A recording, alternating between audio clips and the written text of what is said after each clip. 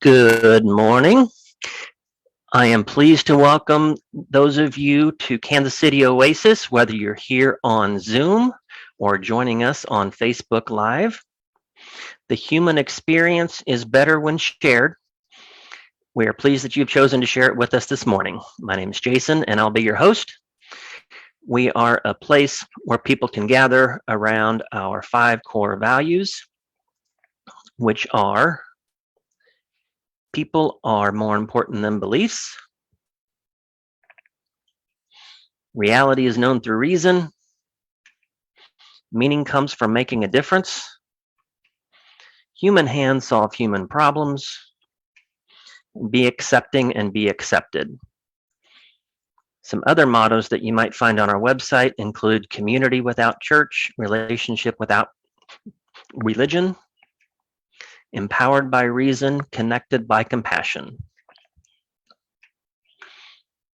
Today, our community moment is Roger Pick, who will be sharing about an amazing journey that he and his wife made to Antarctica and some other places. Our musical guest is Abby Romang, and our featured speaker is also Abby Romang, who will be sharing about her nonprofit organization, The Sunny Side of the Street, and more. Let me see if I can stop. There we go. So I want to welcome to the stage Abby to start us off with a couple of songs. I'll add you to the spotlight.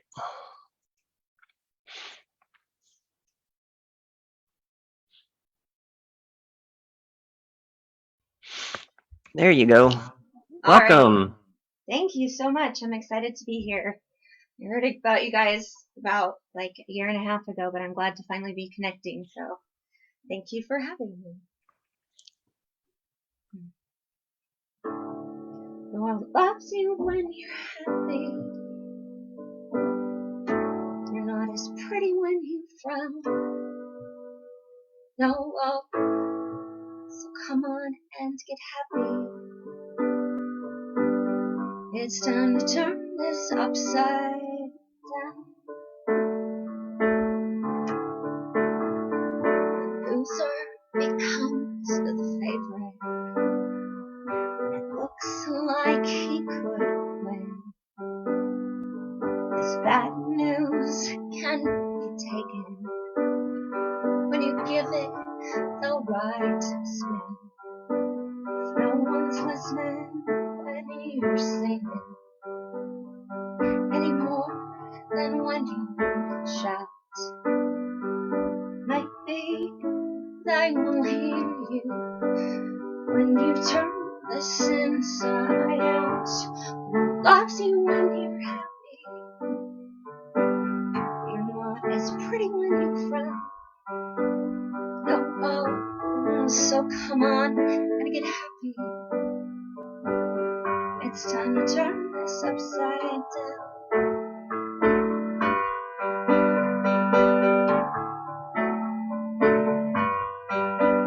The loser will become the favorite. She's not afraid to win. This bad news will be taken when you give it the right spin. No one's listening when you're singing any more than when you shout. Maybe they will hear you when you turn this inside out. Who loves you when you're happy? You're not as pretty when you frown. No, so come on and get happy. It's time to turn this upside down. If you're happy and you know it, it's about time that you show it. If you're happy and you know it, it's about time that you show it. If you're happy, if you're happy, if you're happy, if you're happy, if you're happy, if you're happy, if you're happy, if you're happy, clap your hands, clap your hands, clap your hands, clap your hands, stomp your feet, say amen.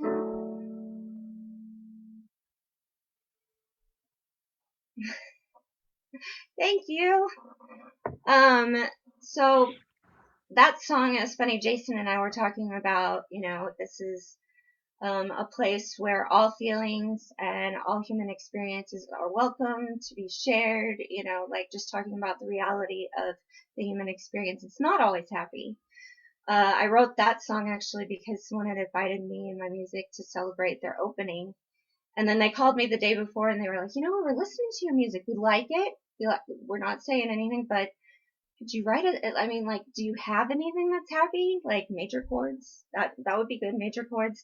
And so I actually wrote this song, and it wasn't me taking a jab, but it was like, okay, well, they definitely inspired me. This song says happy a lot, and it is all major chords. So anyway, that's how the happy song came about. I try to just write honest songs. I don't have like a powerful voice. I can fake it, but it's more important to me that my music is honest. So speaking of honesty, this is a song that I wrote. It's called Weapons of Mass Destruction. And it's actually about when I started to lose my faith and separate from the experience of being in church, what I'd learned from there, trying to figure out how to take the good things with me or the things that I felt really fit with what I wanted to be, learning to embrace the fact that I have a choice in who I want to be. It's not predestined, and I'm responsible for that, but I really miss being told what to do, and I miss knowing I'm right.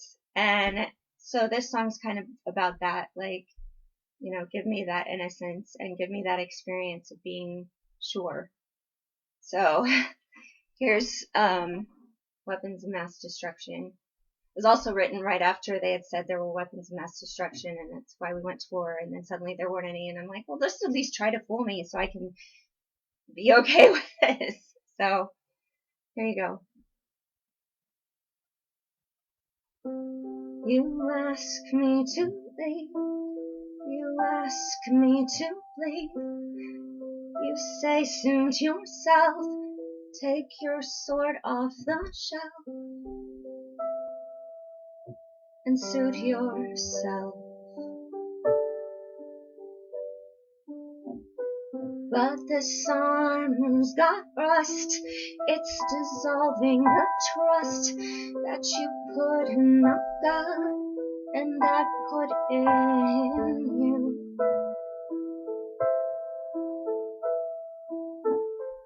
And your words are too big, and the scroll is too small to take what little you give and fill an order so tall.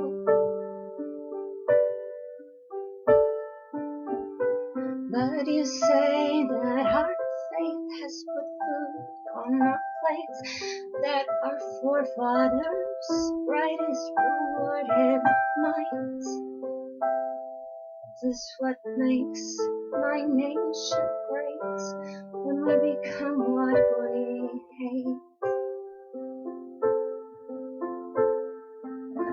If I'm to follow this sheep in wolf's clothing, doesn't have to be real, just make it worth owning. Show me one, show me love, show me the bond.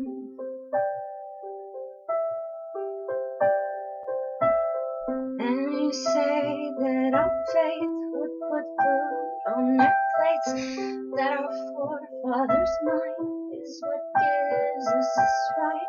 And I'm begging someone would come along and prove me wrong. Please write me a song I can sing along to. Sorry, I can sing along to. And I'm begging someone would come along and prove me wrong. Please write me a song I can sing along to.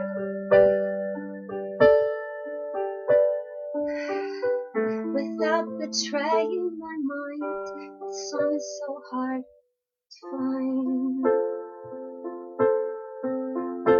If I just swallow my pride and these words that you're mincing doesn't have to be true, just make it convincing. Show me love. Show me love.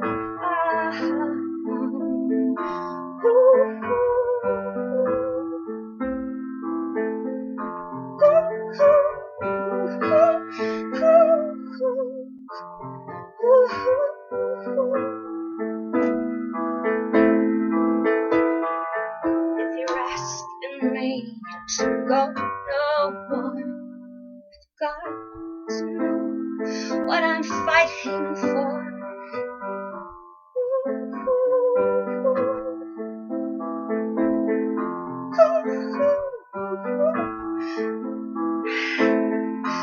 Show me the bomb.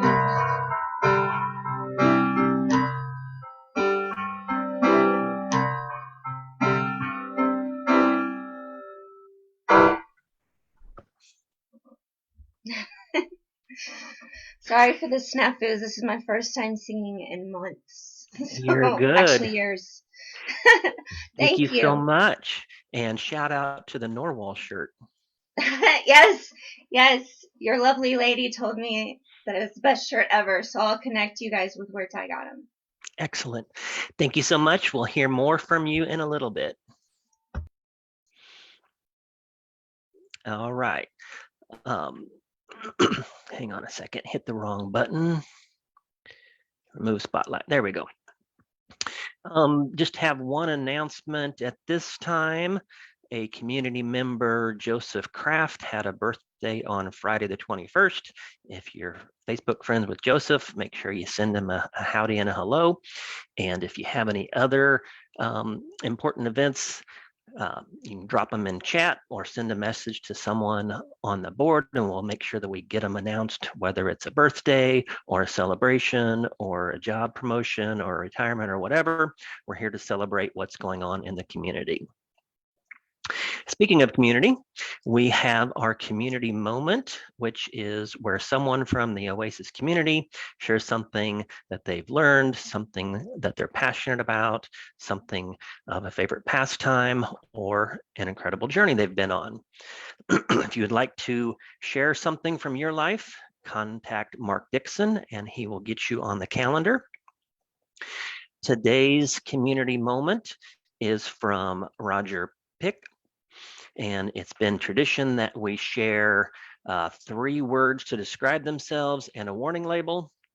And today, Roger shared with me that his 3 words would be retired, polite, and curious. And if he had a warning label, it would be, it's dangerous to occupy space between Roger and his coffee. Welcome, Roger, if you want to come off mute, and we're looking forward to hearing what you have for us. Well, good morning. Let me start some screen sharing. Want that screen?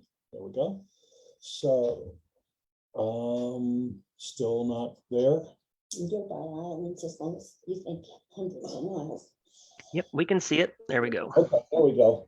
So, Mary Lou and I took a trip almost a month long with National Geographic to Antarctica. Actually, that was about a third of the trip.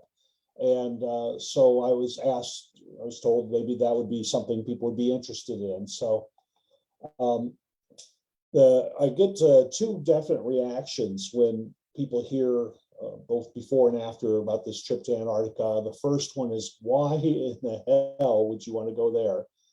And then the other one is, what an amazing thing to do. And it's about 1/3, 2/3, 1/4, 3/4 between those two reactions, and never in between. People's reaction is either abhorrence or some enthusiasm.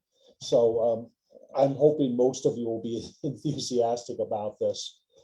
We signed up for this trip over 3 years ago, and it was after the solar eclipse that passed by near here. I got excited about solar eclipses and how amazing it is to see such a thing. And I discovered that Antarctica has been on my bucket list for a long time. And then in particular, there was going to be a solar eclipse where totality was going to pass near and then over Antarctica. And I found this itinerary where they were going to modify a canned itinerary they had and slightly so that they would be under totality. So we signed up for this a long time ago, and then COVID came, and we figured, well, that's it. This trip isn't going to happen. But the cruise line National Geographic Lindblad resumed sailing to Antarctica on November 1st. They contacted us at the end of October and said, do you still want to go? Yes, we do want to go. They did modify for COVID. There was lots of testing. We were tested 4 times before and during the trip. The arrangements for getting to and from the trip were changed quite a bit so that we entered a bubble a couple of days before the trip, and then during the trip there were some things that we would have done where we would have gone to some museums and things, and that just didn't happen. We always went to places that were extremely isolated. One surprise from the trip was that it was warmer than expected. You could see me there. I've got my jacket unbuttoned because I was too hot that day. The worst weather, it was spring in Antarctica. The worst weather we experienced was actually the day we landed by plane in Ushuaia, Argentina, where it was snowing horizontally and was quite cold. And that storm persisted. My slide, well, I was thinking of a different slide. I'll get back to that again about the storm. But anyway, it was pretty warm most of the time. Another surprise is the ship was very strict about COVID testing. There was no flexibility about protocols or certifications. If, for example, I was actually concerned that we got a test at CVS, and we got on plane for Miami and still didn't receive the results until a number of hours after we got to Miami. And they were not going to let us have any contact with anyone going on the trip until we had a negative COVID result. And so they were strict about protocols. They were strict about documentation. Another thing they were strict about was biological contamination. We had boots, mud boots that we wore when we went ashore, and the crew would check us. We actually had to go over the soles of our boots with paper clips to get out every little piece of gravel, just in case that piece of gravel might be a seed, because they didn't want to bring any invasive plants. Also, in that photograph on the lower right, you could see some of the ship's crew going over the Velcro on someone's pants with a vacuum cleaner, again, to pull out seeds. They went over our backpacks with vacuum cleaners as well. They were quite careful about this, and this happened every time we moved to a new location. I mentioned the storm in Ushuaia. It was snowing horizontally. We were in that same storm on the way south. The Drake Passage was very rough. The captain later said that the waves were 14 meters high. It was tough. You see a picture of that, and that was our first day at sea. Mary Lou, these are pictures of Mary Lou in the dining area, and you can see they rigged ropes. The crew were kind of amazing. They're carrying food and serving you, and I don't know how they did it. I could barely walk around without falling. They had ropes rigged to help us get around. So getting back to that question, some people saying, why the hell would you want to go there? Some of the reasons: there's mountains to see, there's ice to see, there's wildlife and history, and I'll share just a little bit of that. So I didn't really appreciate how mountainous Antarctica is, and often the mountains come right down to the sea. There's actually not that many beaches where you can land, which was a problem for Shackleton's group. If you, I'll come back to Shackleton in a moment. There's ice. I have so many pictures of ice.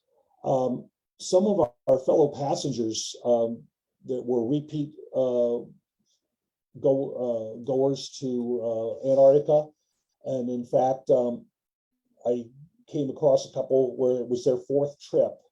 And those who made repeat trips would say, we came for the wildlife, we came for the penguins, we're coming back for the ice. The ice takes on some amazing shapes. Also, the scale of this, so you see the face of a glacier in front of the, with a bit of the bow of the ship there. That face of the glacier is several thousand feet high, thick, and the ship is actually a couple miles away from it. And all those bits of ice in the bay there are fragments that had calved off of the glacier and were slowly floating away from it.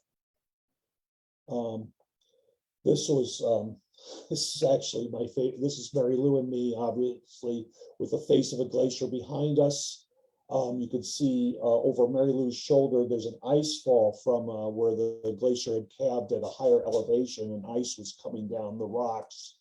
And then there's a piece of ice in our lap. The guide who was piloting the Zodiac reached down the water and fished out a piece of ice for us to hold. And it's quite clear, and it was surprisingly heavy. The ice in the bottom of the glacier gets compressed, as you might expect, by the weight of the ice above it, and it can be quite dense.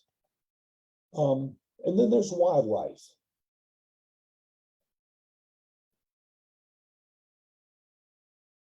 So you see wildlife on land. And aren't those penguin chicks cute? They're about a year old.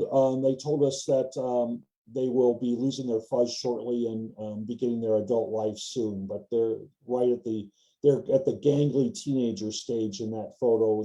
They're about to become adults, but they're still got the fuzz of childhood. This is a short video I took. There were male elephant seals. These animals, the average weight of a adult male elephant seal is about 8,500 pounds. And they are surprisingly fast. You have to give them some space. They can actually move on the sand, on the rocks, faster than you and I can run, but they can only do it for about 3 or 4 body lengths, and then they just flop on the ground exhausted.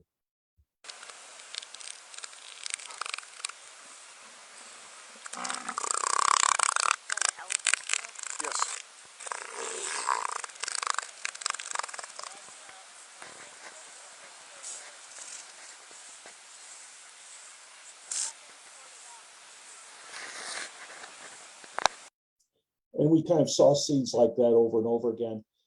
This is a weaner. So this is at the other end of their life. This is a baby seal.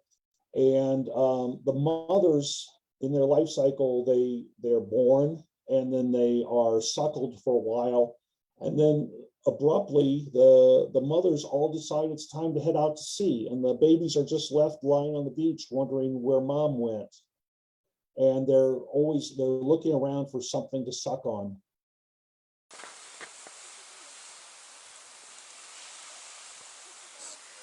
Must have decided you weren't his best friend. Oh, wait a minute, he says. No.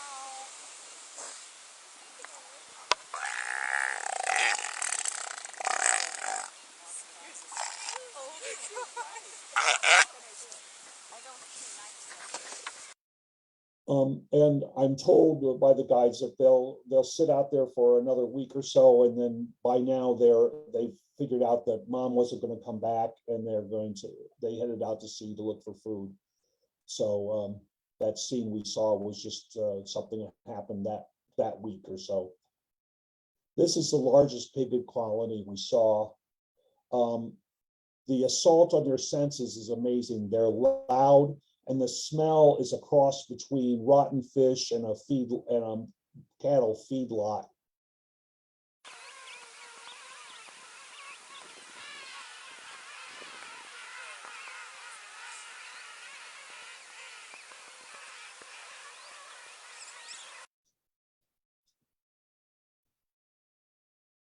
A little bit of wildlife at sea.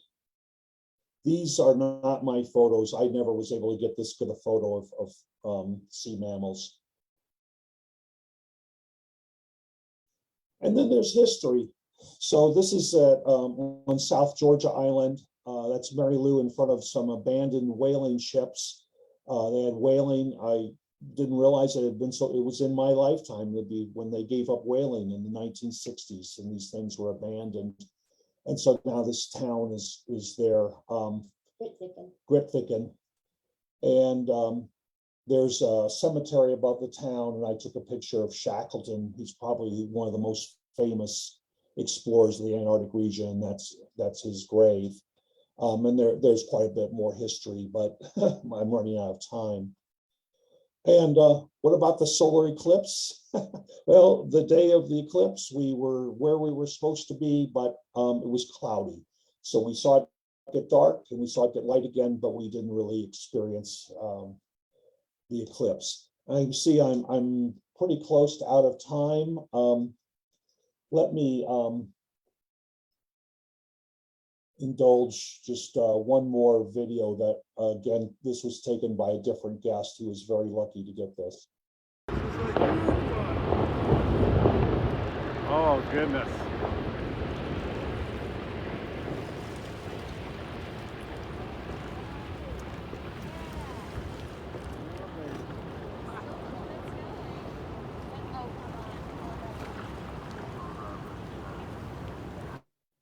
So, thank you. Or I see some questions. What rules were in place for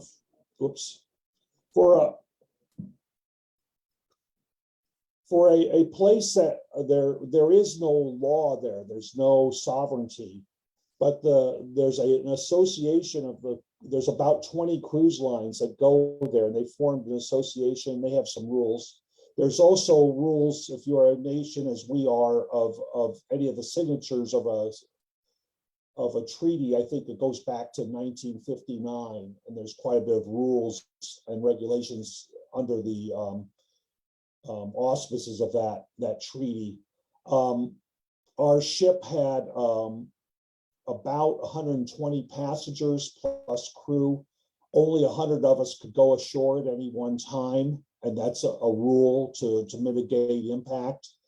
When guides would go ashore before us, and you may have seen in some of my films, cones. Cones were usually placed, depending on the situation, either indicate a boundary or a safe path that would minimize contact with the wildlife. Also, there was a biological decontamination procedure. When we came back to the ship, our boots were scrubbed and our boots got inspected before we went back ashore. They were looking for any seeds or anything that might, any fecal material that might move biological materials from one location to another. It wasn't perfect, but it was, that's what they were trying to do. So Excellent. there was some attempt to mitigate. You didn't stay there overnight. You didn't go to the bathroom on shore like we do in our own national parks. And they were pretty strict about the biological mitigation and inspections. Excellent. Thank you so much, Roger. What an incredible adventure. And if you're lucky enough to get Roger and Mary Lou in your breakout room, maybe you can ask some more questions, or if other people have more questions they want to ask in the private group later, I'm sure he'd be happy to talk about it. Thank you so much. All right, so speaking of breakout rooms, now is the time that we're going to have a virtual coffee talk or chat. You'll be randomly placed into a virtual Zoom room so you can catch up with people that you might know or get to know someone that you've never met. And please keep the conversation to PG, whether you stay in the main room or in the Zoom room, and I will get everyone situated.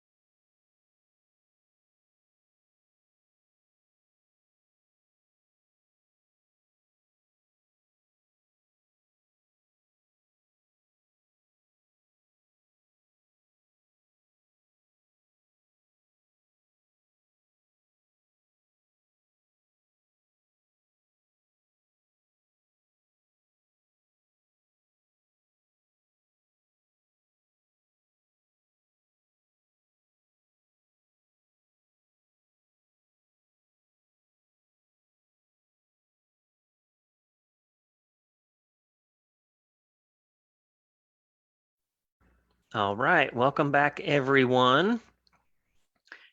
Let me turn on Spotlight. There we go. Hopefully you had some good conversation and catching up with some folks. Maybe you met a new friend and want to send them a Facebook request.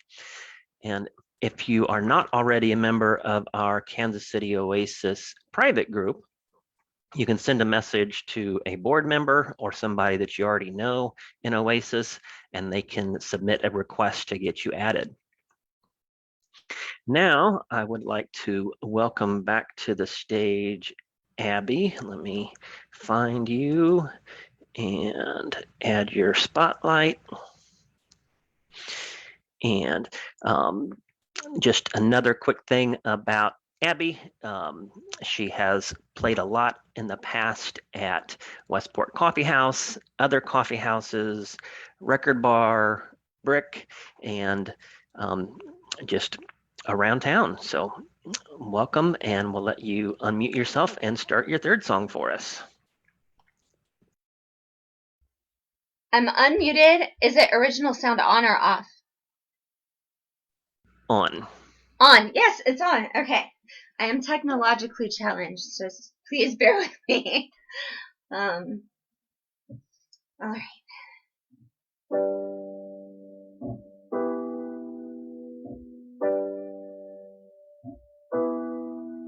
Oh, remember when strangers would call your name and you turned your head and smiled their way, 'cause you knew they were talking to you. Of course they were talking to you, but they were never talking to you. Now your friends and your family could scream your name, bow your head and you look away for fear they're not talking to you. Why would they be talking to you? No one's ever talking to you. And I'd like to think I'm the only one who could write these words, 'cause I want to be somebody special. But I hope that I'm not the only one who's singing this song. Don't wanna be alone. Oh, remember when Jesus would call your name, you'd bow your head, and something when he was talking to you. He was always talking to you. Was he ever talking to you? Now God and the angels, they scream your name. You bow your head just to hide your face, for fear that they're talking to you. And you're tired of them talking to you, if they were ever talking to you. And I'd like to think I'm the only one who write these words, 'cause I want to be somebody special. But I hope that I'm not the only one who's singing this song, 'cause I don't wanna be alone.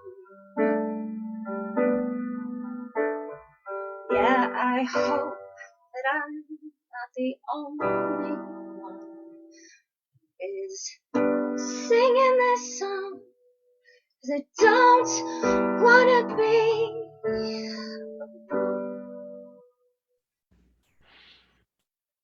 Hooray. Thank you. All right, 3 out Well, of thank 4. That's right.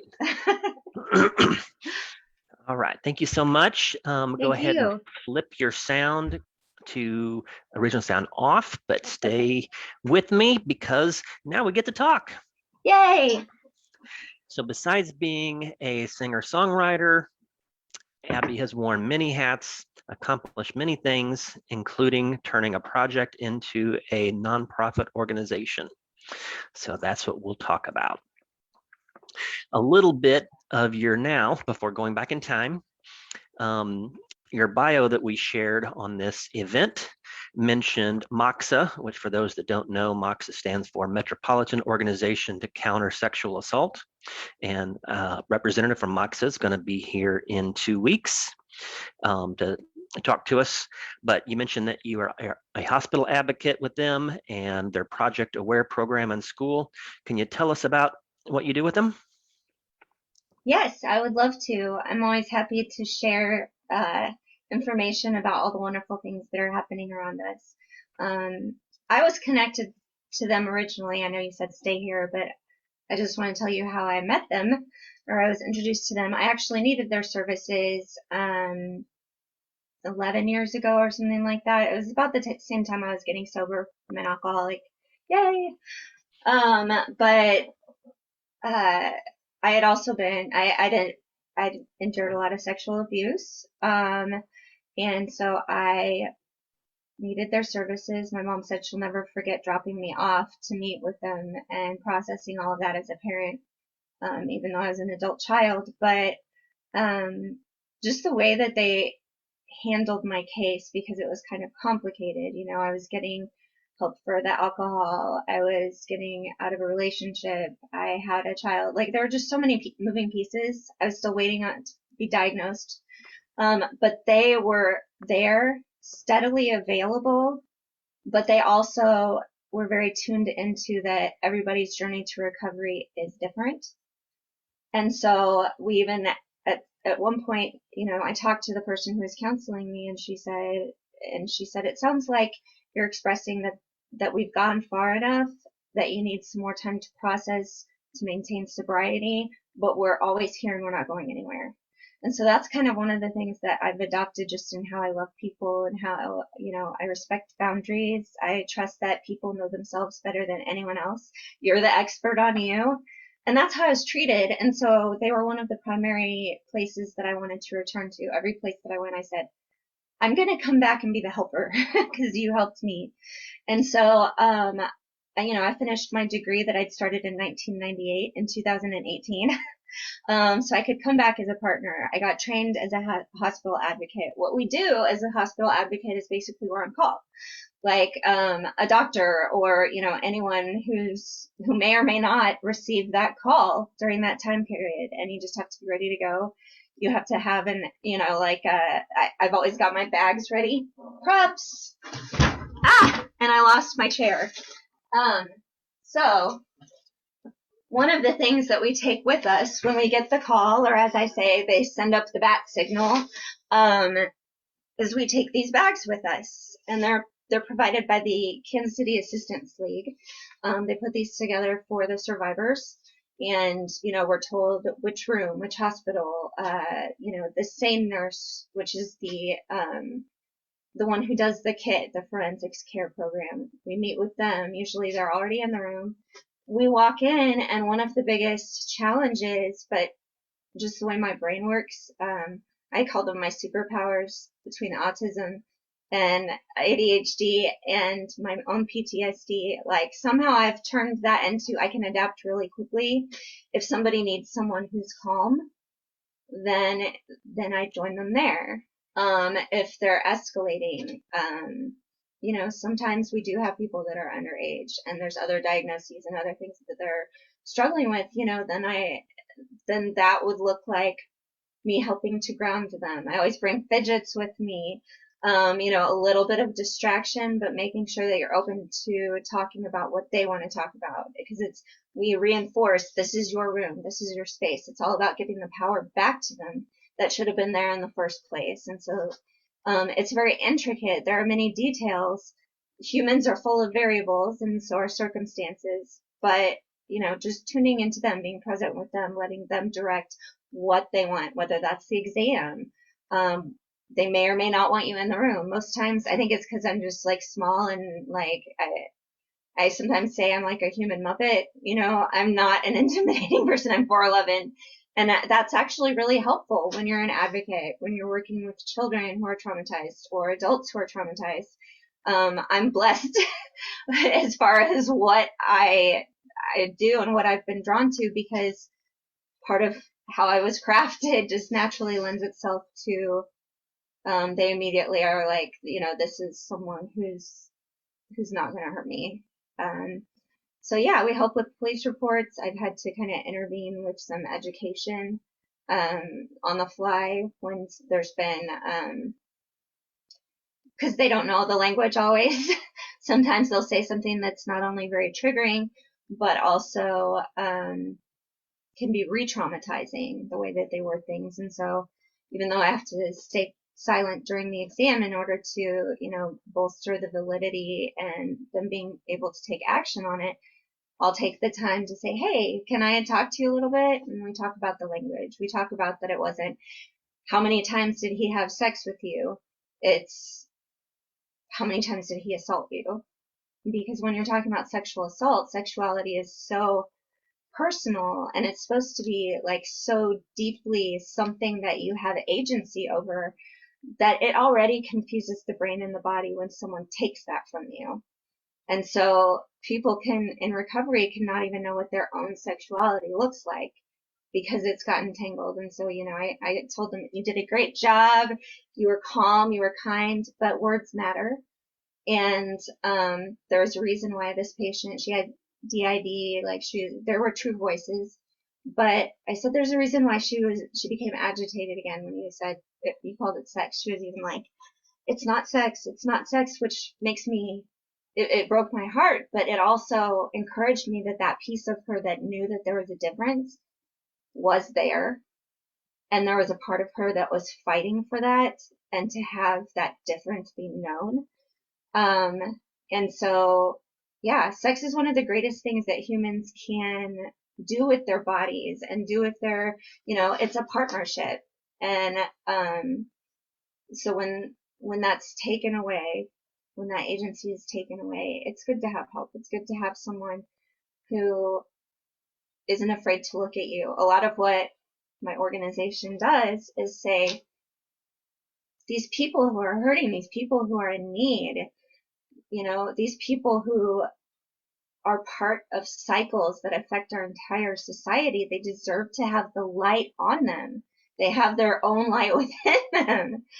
And so that's one of the biggest things hospital advocates do, is they come in and you make eye contact with them. You are open to learning as much or as little as they want you to know about them. And I always say I'm a great waitress. Like, if you need a soda, I'll go get you a soda.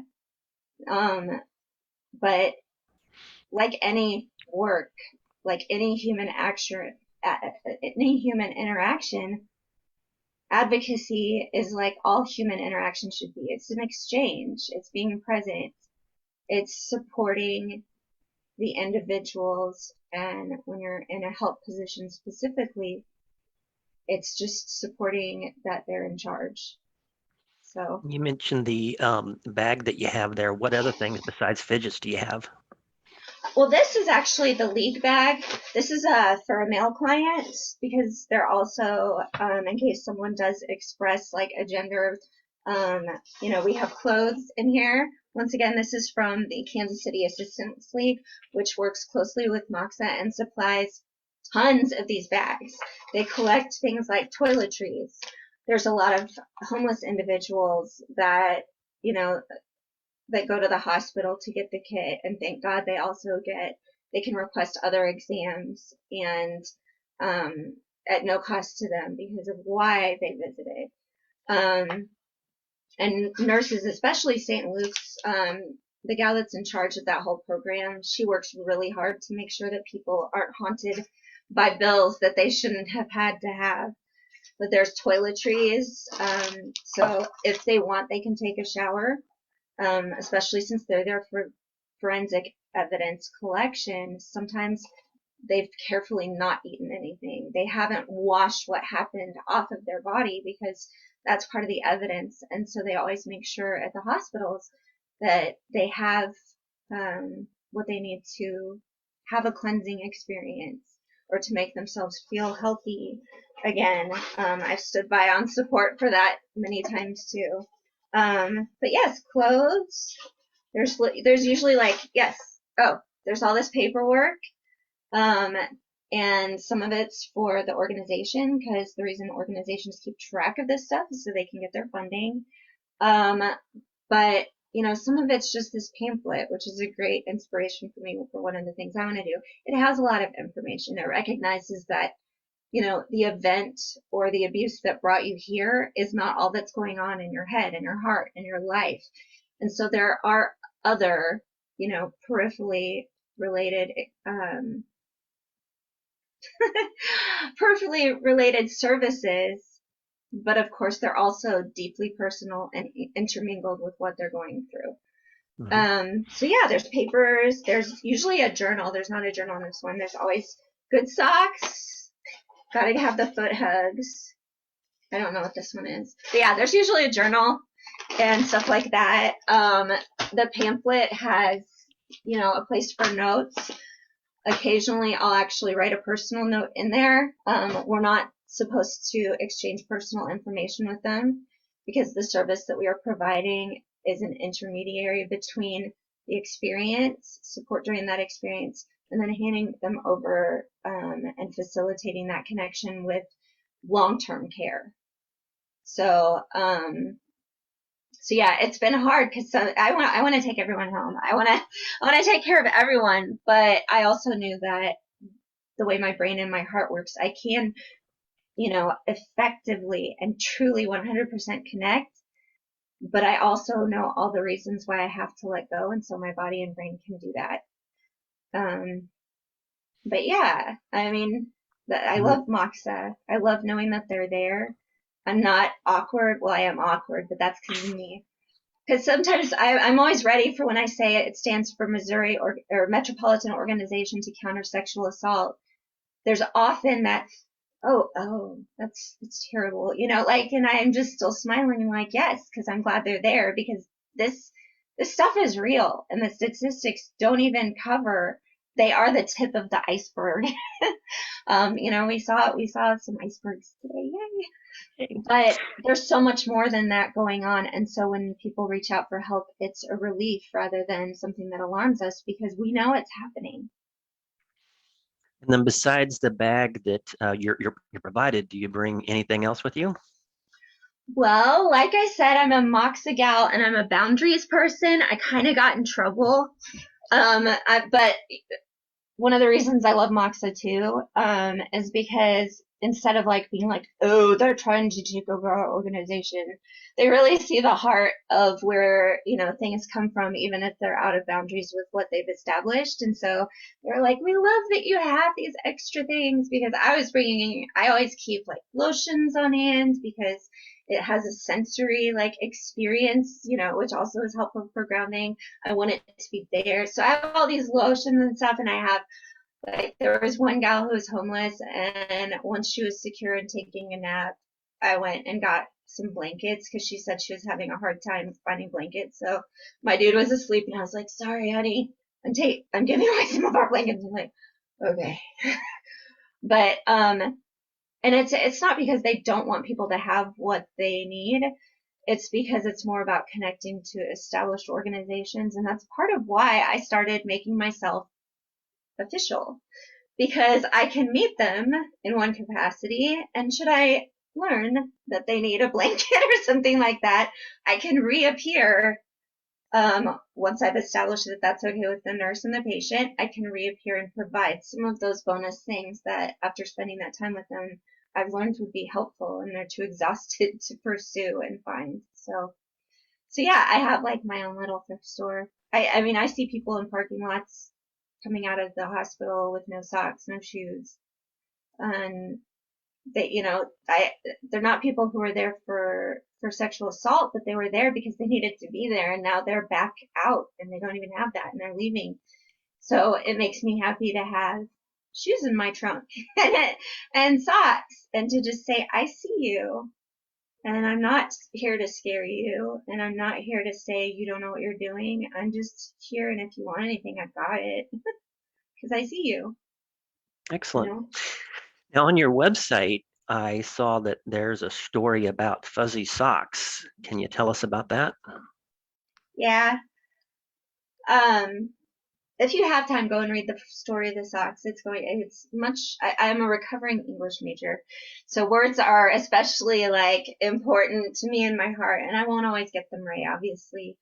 But, this is just a more conversational account of it. I actually am connected to a lot of these services, and a lot of them that will be featured in the event. First I was a client, like with Moxa.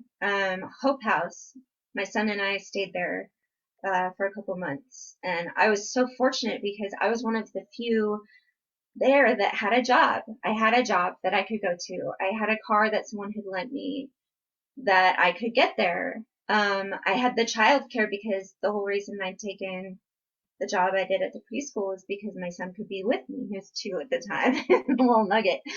But but it also felt good in the circumstances to drive in through a locked gate and to just know, okay, I'm here, and the things that I'm really worried about right now, I don't have to worry about that. I mean, I was living with strangers, but they were living with me, and I was a stranger, and so my family was so kind. They put together this like care bag so that I would have, just some basics there, because I didn't know if I was going to be advised or if I would feel like I could go back to my house, which was just mine and my kids, but there were other circumstances, and the police had told me to relocate. So I was still paying for bills, but I had all these things that the people around me did not have. And I started to experience a lot of generosity from those around me at the preschool. We were kind of like a family, and some knew that I was where I was, some didn't. But not only did I get funding for myself to relocate under the cloak of a storm, we really did do it under the cloak of a storm, but there was extra. And even though I'm not in the church or in, organized religion, like I said, once I recovered from the trauma of disentangling from the things I thought were me and I thought were true, I was like, but this is right. This can still be right. And, I adapted it to what I experienced to be true. And that's the whole tithing concept. And it's not, I have to do this or I'll go to hell. It's, it's a way of giving back. It's that karma. It's saying, I have been given a lot, looking around and saying, I have more than I need, and there is need around me. And so, it started with the socks. I gave some to my roommate because I had three packs. By the time I got back, my brain had already been like, okay, so I am calculating that trust needs to be established, and she would benefit from the socks. She's probably scared. Who knows who she's been rooming with? I know I'm not scary, but she doesn't. So I will give her half of my socks that I collected so I could tell my family, yes, I'm taking care of me. So I gave the 3-pack to her, went and did my chore, because after work we had dinner, and then and we always missed dinner. But then I did my chore, and I came out in my pair of fuzzy socks, and 2 girls that I didn't know were like, hey, new girl, those are some nice socks. And I was like, thank you, my family gave them to me. And then the other one was like, yeah, new girl's got herself some nice socks. And I was just like, I have 2 pairs. Do you want them? Like, I haven't worn them, don't worry. So I went in and I got them and I gave them to them. But they were so happy. Like, it looked like comfort had communicated so much. They liked the design, and it wasn't just leftovers, even though I was happy for leftovers. But they were new and they were theirs and they were comfortable. And so I started, whether people knew or not, that I was at Hope House. I said, I'm spending a lot of time with women of Hope House, and I realized that they, nothing says loving like a pair of new fuzzy socks. So I started bringing in bags of fuzzy socks after I'd come from work. Like, I'd get donations, either actual socks or money, and I'd faithfully go use it at Walgreens because they had great ones back then and I missed them. But the spotlight makes me feel okay if I know that it's for purpose. That's the autistic part.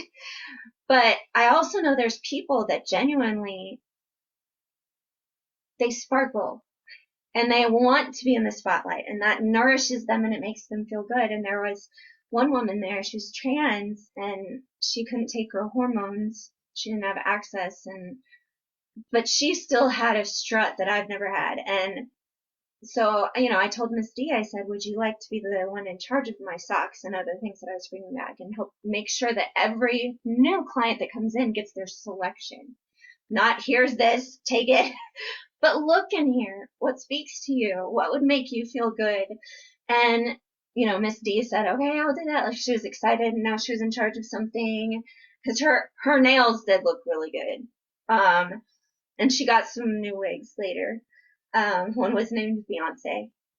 But there was one day I just got home from work, got Damien settled in, and I said, what's wrong, Miss D? And she said, Miss Abby, you know that I respect you. I do. But these women, you don't know because you're not here. Some of these women are stinking ass bitches. Sorry for the language, but it was funny. And the whole conversation ended up being us actually saying SABs, and my roommate started talking about, like, that became a thing. Like, we were joking about the SABs. But I said, Miss D, you may have thought that I was an SAB if you met me at a different time in my life.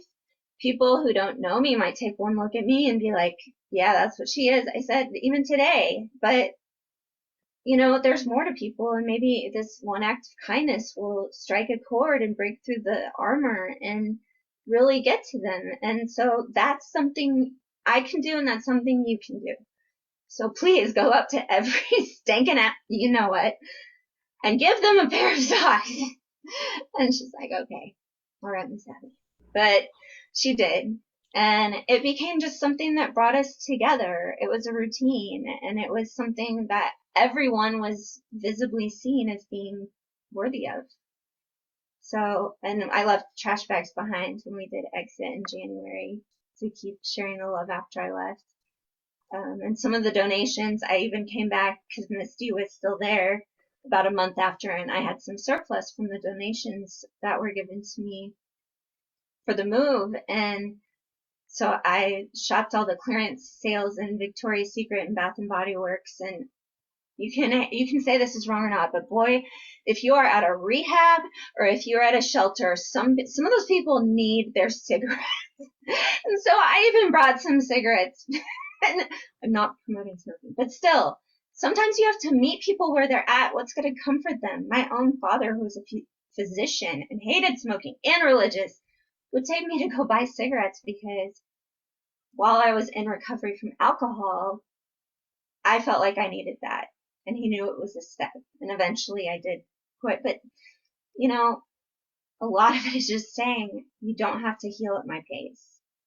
And these women and their children were my family. I felt more at home with them. I went home for Thanksgiving, and it didn't feel right because I was in this strange place in my life.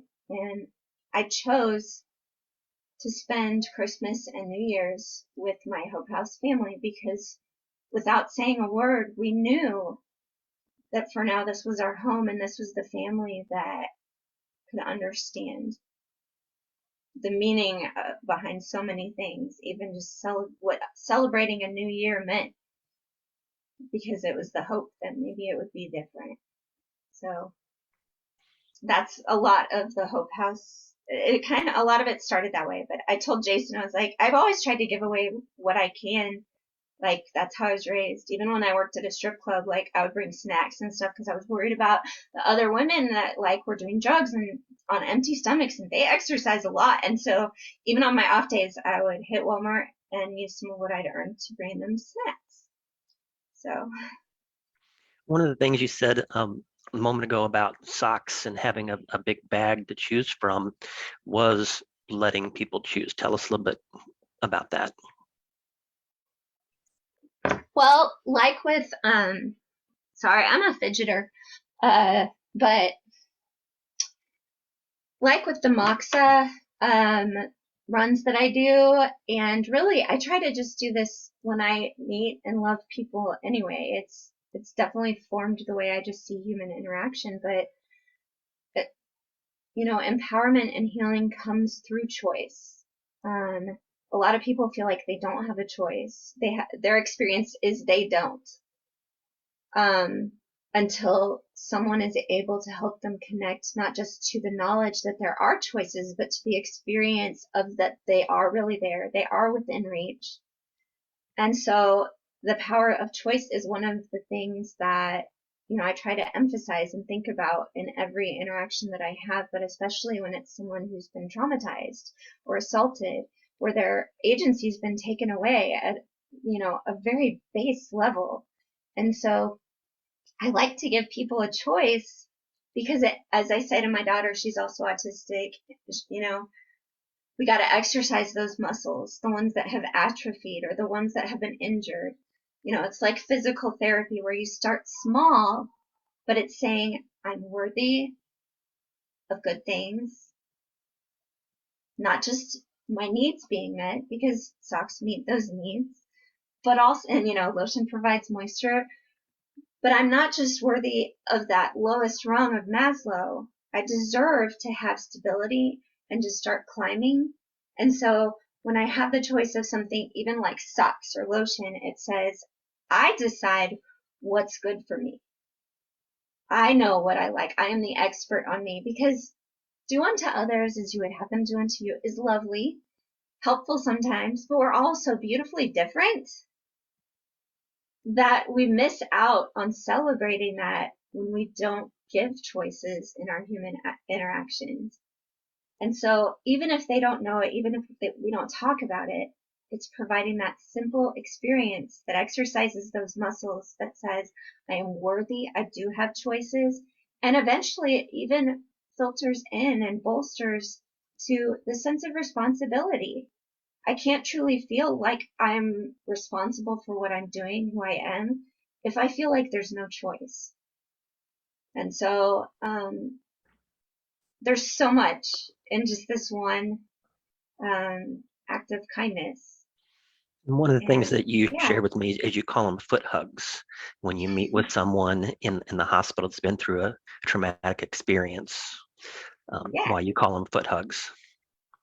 yeah. I call them foot hugs because I kept telling people, I was like, it's because I didn't like to be touched a lot. I went through a phase, my mom still remembers it, where I couldn't even stand her touch, because any adult touch, like kids were fine because it felt different, the proportions were different. Um, but any adult just felt like they were stealing from me, until I recovered more fully from, having that violated. And a lot of people, obviously, especially acute assault survivors, they may or may not want to be touched.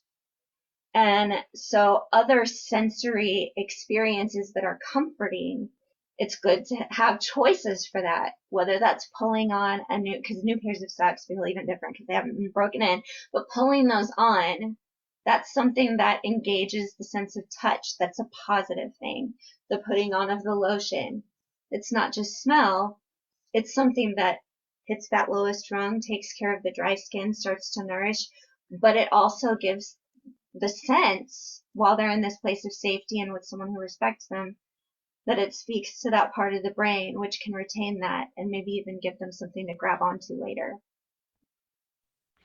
So tell us Oh, about foot hugs. So they're safe, yeah. safe, a safe embrace, a safe sensory experience for someone who has the right. And it's so understandable to not want to be touched. And that is not comforting. Like I said, it felt like stealing to me, and it almost hurt. Thank you. And so tell us about your organization, Sunny Side of the Street. How did you decide to start this project? Well, after my surgery last year, there was a long recovery for it. And so I just kind of put my toe back into working as a volunteer. So I started taking hours with Moxa. Now, as I said, every organization has their own boundaries. While you're there, you're representing them. They want you to do it how they do it. But I was finding that while I was with these patients, not just the clients, but sometimes, the nurses, the providers, my partners, even though I was there in one capacity, were asking me, can you do this? Can you talk to them about recovery? I've been called for one that I didn't even go to and say, reach out to this person. They need some support. So I was starting to take on all these different things, connecting people to resources, etc. And I was working full-time hours, but not bringing in an income. And, we've been fine, but it's also, I've proven that my body can do things. I've proven that my mind can have stamina. I've proven that I can be on call and that I like being accessible, not just to one organization, but several. And so that's why sometimes when I say it's the sunny side of the street is a help organization that helps organizations. It's because that's what I was already doing, but I had to call myself something else so that I wasn't trespassing and operating within any one institution or organization's parameters, which all of their funding and stuff is reliant on that. So I made that so that I could keep doing what I do. And it just took hold very quickly. And I called it the sunny side of the street because that's kind of like come with me through the years. And there's of course stories about that, but it's quickly organized itself once Record Bar had said, yeah, we want to help. And I was like, uh-oh, now I have a date. Now I have artists who are kind enough to be interested. I'd better get my papers filed and I'd better get my 401k. I think that's what it's called. I'm doing all these things that I don't usually do, paperwork. 501c3. The website. But yeah, it's coming together really quickly. And a lot of it was to I try to maximize resources and be a good steward. Once again, taking something from my youth and from the church and saying, these things are given to me. I want to be a good steward. And so I had this opportunity. I wanted to share it with as many people as possible. So that's how I got my other artists instead of being like, I'm a singer and here I am, that didn't really or wouldn't really communicate the spirit of what my organization does, because it's more like, do you need me to stand on stage? Because I can if nobody else wants to, and I can be loud and I can be anything that you want. But if it makes you feel happy, like Miss D, you want the spotlight, or there's people who are in our community who want that spotlight, I'm happy to go do whatever. I'll clean the bathrooms. I don't care. But yeah, Sunnyside, we learn from the organizations. We connect them to each other. We accept that recovery is complex. And humans are beautiful because they are just moving, amalgamations of variables. And they should be allowed to change. They should be allowed to grow. They should be allowed to learn. And people can call it fickle or difficult, or that they have a complicated case. But it's more human. It's more honestly human if people are acknowledging all these parts of them that have to be brought in, that have to be sometimes redirected, sometimes just face and embrace. And so I help people navigate what I had to navigate when I was working with Moxa, when I was getting sober, when I was, doing the legal things to get, to move on from a relationship. And sometimes you start in one place with one help organization, but they don't know where to send you next. Or they feel like they've failed if they let go and send you somewhere else. But when you look at what's the most effective, it's everyone working together and taking ego out of it. And I'm not calling my partners egotistical, but I think unfortunately that it's just, I'm so weird. Like, it just doesn't register, but I understand that that's a normal human response to be like, well, but I need to be the one. I've already invested, so I need to be the one that's there when they see the light or when they become this or that. But no, it's just be available. And so all these places are absolutely wonderful, but they've asked me, okay, where can I get online resources for therapy? Because this person has social anxiety. And so I'm making a list. I'm making a hub where all these different organizations can say, okay, I need this. My patient needs this. I need to let go. Where can they go? So yeah, I'm creating that. I'm strengthening their network that already exists.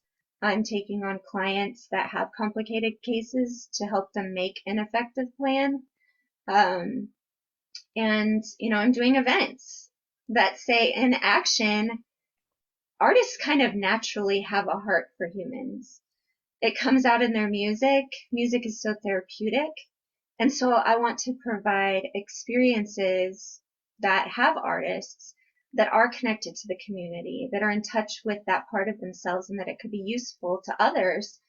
And they want to connect with organizations, and not necessarily mine, but maybe others. Like, it's okay if Sunnyside's not your home. That's part of what we do. We help you find your home or make your home. Maybe you need to make your own thing too. So, yeah, we Like you bring said, together. Yeah. when you're working with someone, you try to find what other organizations they need and help in an overall holistic way, provide them with the foot hugs to be the first step. But there's much more than that, right? Yes. Okay. Much more. So coming up next Sunday at Record Bar, Sunday evening from 5 to 9, is your first street meet. Tell us briefly about that. Well, this was the event that came together so quickly that made me have to do paperwork and make a website and make it all legitimate. So I literally was just offered the Record Bar. He was like, yeah, I like you and we want to help your organization, so pick a night and we'll open it up for you. And so I was thinking, well, I could just play a few songs. I could invite my friends and family, and they'd be like, yay, you're playing for the first time. And I was like, wait. With great power comes great responsibility. And so I just reached out to some friends, like my friend Nick Pick, and he was the one that recommended Calvin Arsenio, and I didn't expect him to respond to me. Like, I just threw it, kind of like with Steve. I was like, he won't remember me. But starting with Steve and then Calvin, like, people were just, and Jason, people were responding to the idea of celebrating the help organizations that were surviving and trying to thrive throughout COVID, because God knows that that's affected everything. So it started to become this event that was a way to start 2022 and say, hey, you still alive over there? Still doing your stuff? Yeah, me too, cool. And say, you know what? Let's relax a little bit. Let's listen to some and experience some beautiful art, but let's have it in, let's construct it so that there are these pockets, kind of like our breakout rooms, where people can go and have moments with each other. We're making little passports so they can take notes because they're networking. I'm there is the sunny side of the street, but I actually intentionally hid myself so you pretty much have to walk through the whole thing if you want to say hi, because that's the point. That's the point, is people are already doing amazing things. People are working their butts off to problem solve and be flexible, while the need of the community has grown exponentially because of COVID and because of how that's affected access and resources. And so these people deserve to be celebrated. Mm-hmm. I've been getting surgery. I remember sitting on my porch when COVID first started and thinking, I'm so fortunate that this happened right now and I am safe. Home is safe. But looking around the neighborhood statistically and with what I've seen and where I've been, sometimes home is a nightmare, and that's way less safe than being out there with COVID.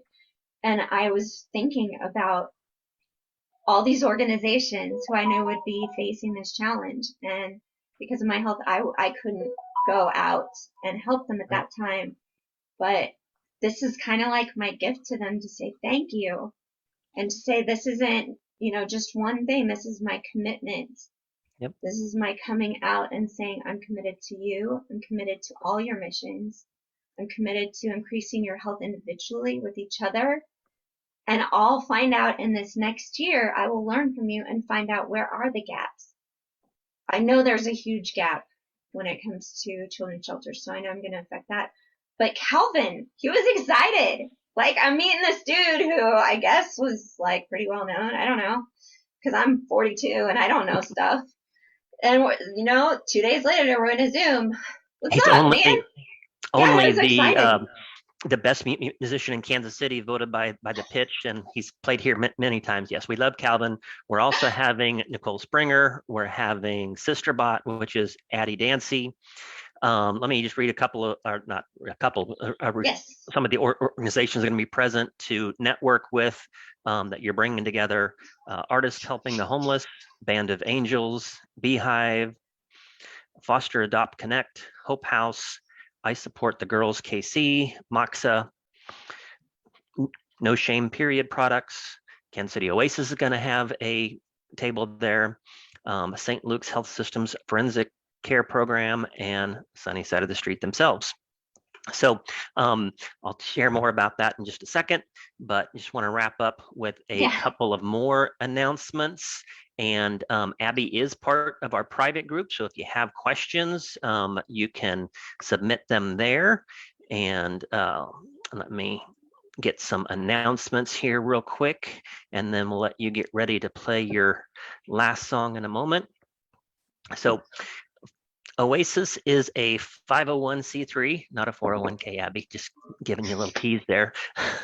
We're entirely volunteer staffed and donation funded. Our program today is just part of a wide variety of informational, educational, and motivational speakers we offer most Sundays. If you appreciate the music, the talks, and other information you've heard, please consider making a donation. You can make a one-time donation via text by texting the amount you want to donate to 816-839-7656. You can go to kcoasis.org/donate and do a one-time donation or set up recurring monthly donations. And if you want to donate to the Sunny Side of the Street, she will be collecting socks in person if you're able to make it to the event next Sunday. Fuzzy socks, new socks are recommended, but she does take any kind of socks and will spread them to other organizations. And if you want to donate monetarily to Sunny Side of the Street, I put that in the chat as well so that she can buy some more fuzzy socks to share with folks. And in addition, I mentioned that Kansas City Oasis is going to have a table there. We're going to have some Be Accepting and Be Accepted t-shirts for sale if you want to stop by and pick one up.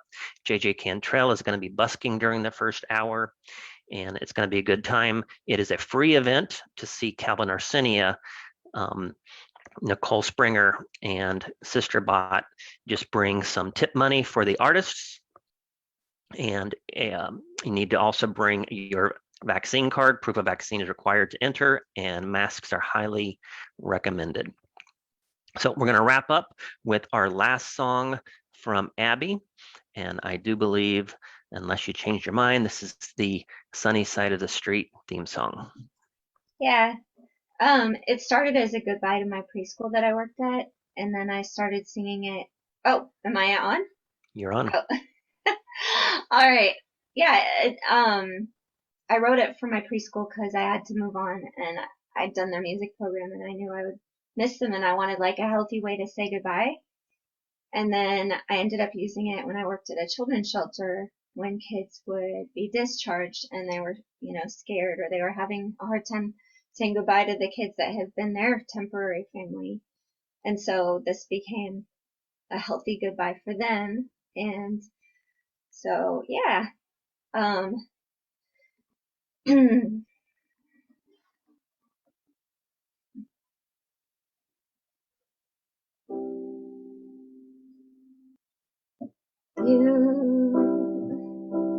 You make it easier to stay, and you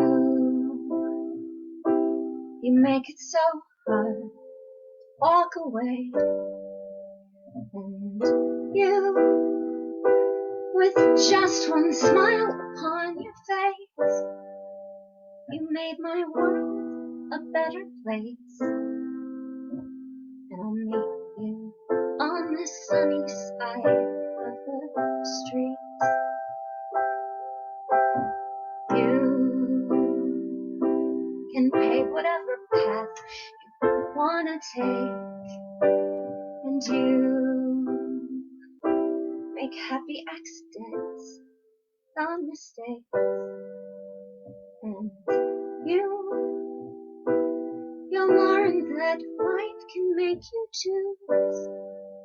I'll hold your hand for ones and twos till I can meet you on the sunny side of the streets. Be kind, be brave, be wise, be safe. Meet and meet me on the sunny side of the streets. Be kind, be brave,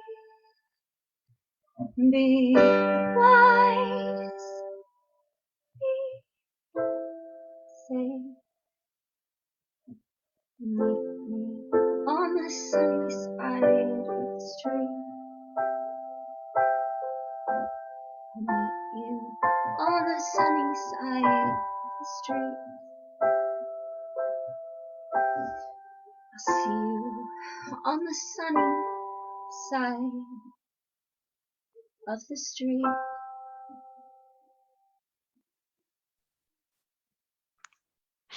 Thank you so much, Abby, for sharing your Thank you. music, for sharing your story.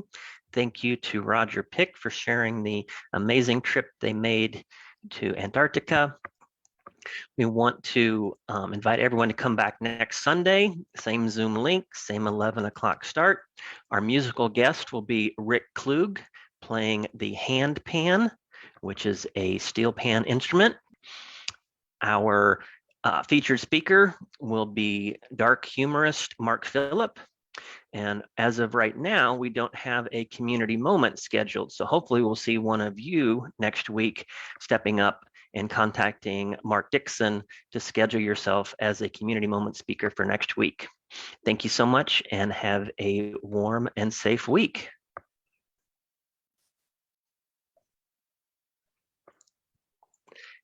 Thank you. Thank you. Trying to